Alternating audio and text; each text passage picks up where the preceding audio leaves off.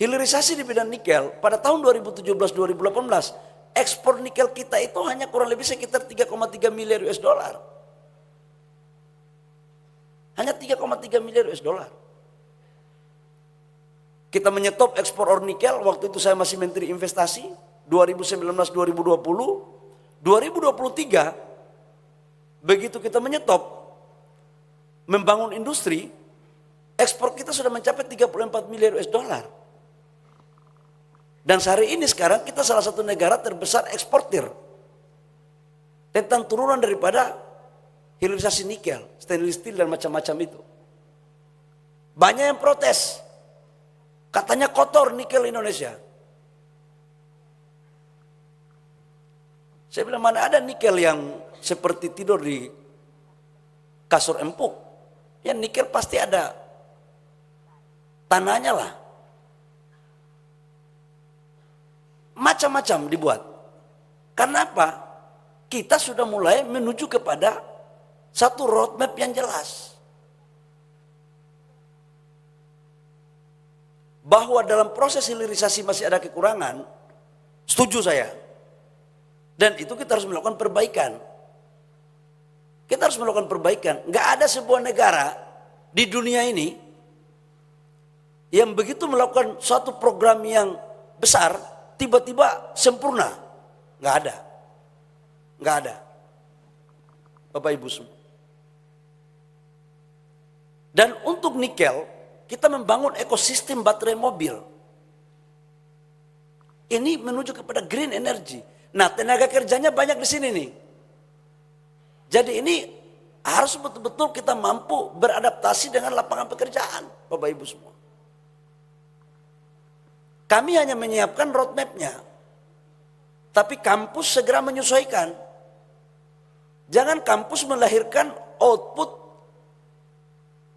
lulusan kampus yang tidak adaptif dengan tuntutan lapangan pekerjaan. Nanti orang Papua bilang tulis lain, baca lain, bikin lain. Bahaya nanti. Ini, Bapak Ibu semua. Kita bulan Juni besok kita akan bikin groundbreaking pertama, investasi sekitar 6-7 miliar US dollar, ekosistem baterai mobil pertama di dunia dari hulu ke hilir. Dari tambang, mining, smelter, HPAL, prokursor, katoda, baterai sel. Itu belum pernah ada.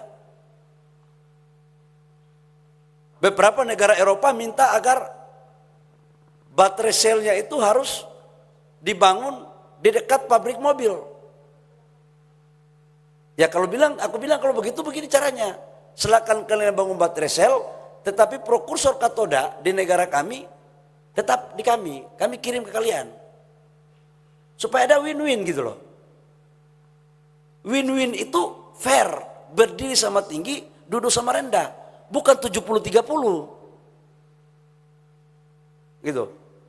Bukan di sana enak, di sini menderita. Nggak bisa begitu, nggak fair. Nah ini untuk menyangkut daripada ekosistem turunan nikel dan pohon industrinya sudah ada. Pohon industrinya sudah ada. Bapak Ibu semua. Ini untuk nikel. Sekarang tembaga. Konsentrat kita. Sekarang kita tidak lagi mengekspor konsentrat. Seluruh produk tembaga kita bangun hilirisasi.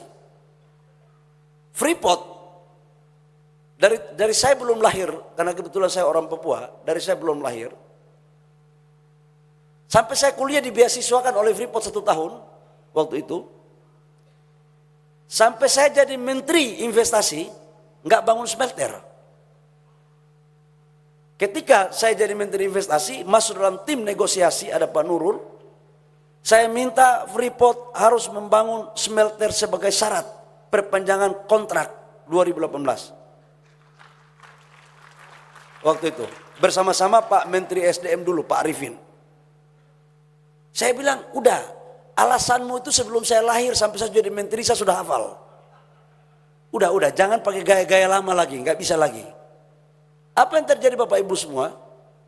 Smelter Freeport dibangun dengan biaya 3,4 miliar US dollar.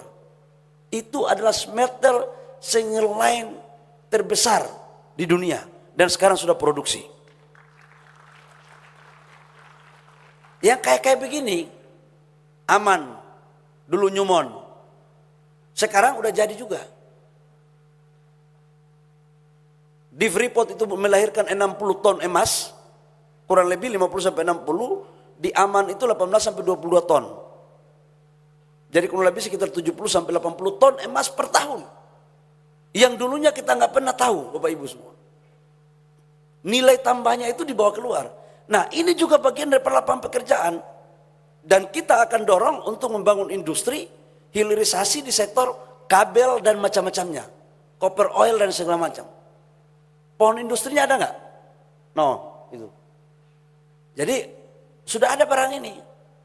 Jadi negara kita membangun hilirisasi itu bukan omon-omon. Bukan konsep tiba saat tiba akal. Enggak.